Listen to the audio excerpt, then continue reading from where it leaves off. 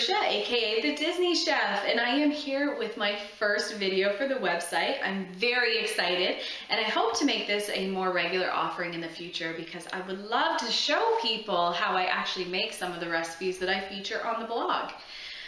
So today I am tackling the famous Disneyland cornbread recipe, and I'm sure most people have seen this, especially if you've been on Pinterest or if you've gone through some of the Disney foodie sites. This is a very common, very popular recipe. Can be found pretty much anywhere.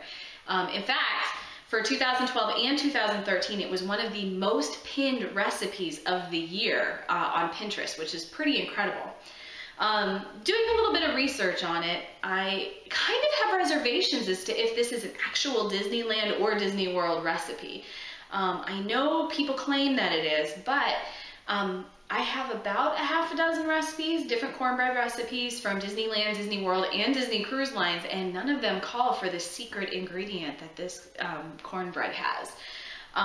And also, while researching the recipe, I found the same exact recipe attributed to Boston Market as being their famous cornbread recipe, as well as the famous cornbread recipes for several smaller regional chains. So, while I would like to think this is Disneyland, I can't really verify whether it is or isn't.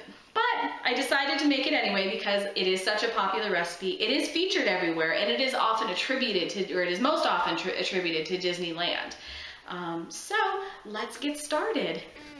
The ingredients for this recipe aren't anything too wild or exotic, and I think most people would have them in their pantry already.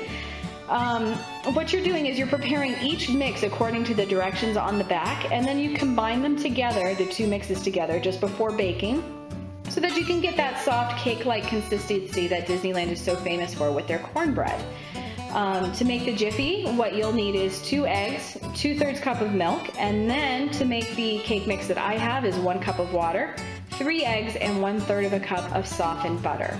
So first I'm going to start off by making the corn mix, and as you can see I've added 2 boxes of the Jiffy corn mix, and all that goes into that is the 2/3 cup of milk. It's actually 1/3 per box, but I'm using 2 boxes, so it'll be 2/3, and then the 2 eggs, and again normally each calls for 1 egg, but I'm doing a double recipe, so we'll do 2.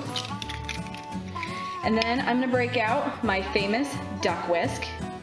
Duck whisk has been with me through a lot. He is one of my favorite kitchen tools. So I'm going to use a handy dandy duck whisk, and I'm just going to whisk this all together. Now of course with cornbread you want to make sure that everything is moistened, and it's still going to be a little lumpy, but you want to be careful not to overmix, because overmixing means air bubbles, and that's not what we want. So, considering this is going to be mixed again with the yellow cake mix at the end, I think this is pretty good. See the consistency there? And so let's go on to the cake. Alright, now for the cake mix, this is also pretty easy. Basically you need the 1 full bag of cake mix, and this is again the yellow cake mix that does have pudding in it. If you want something that's a little bit more savory, get the ones without pudding in it, such as the Jiffy box or the Duncan Hines, I believe, is the other flavor. Now, if you do use the Jiffy box mix, make sure, or if you use the Jiffy box mix cake mix, make sure you use 2 boxes. So you'll use 2 and 2. 2 boxes of the yellow and 2 boxes of the cornbread. And whoop, here is my egg. See, I'm so busy talking about cornbread that I forgot, or I dropped a piece of a shell in there. Look at that. All right. And then we're going to go ahead and add that butter. Now there are times when a duck whisk simply will not do, and this is one of those times. I'm resorting to my KitchenAid. It gets the job done faster. And just like the cornbread mix, we're going to do everything until it's just moistened. Adding my water now. I'd like to say there was a nice reason for it, but basically I forgot to put it in. Now again, we're doing everything until it's just mixed, moistened, and incorporated. We don't want to overbeat it.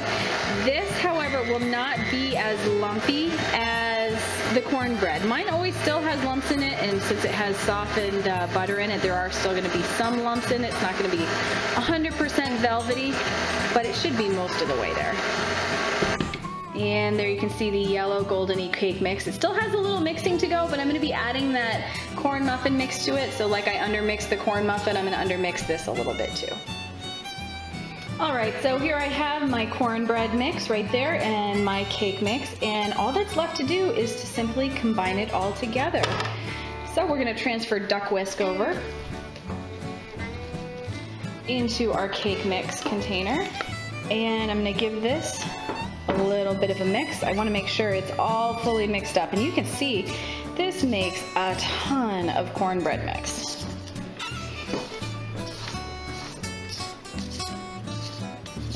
Guy there.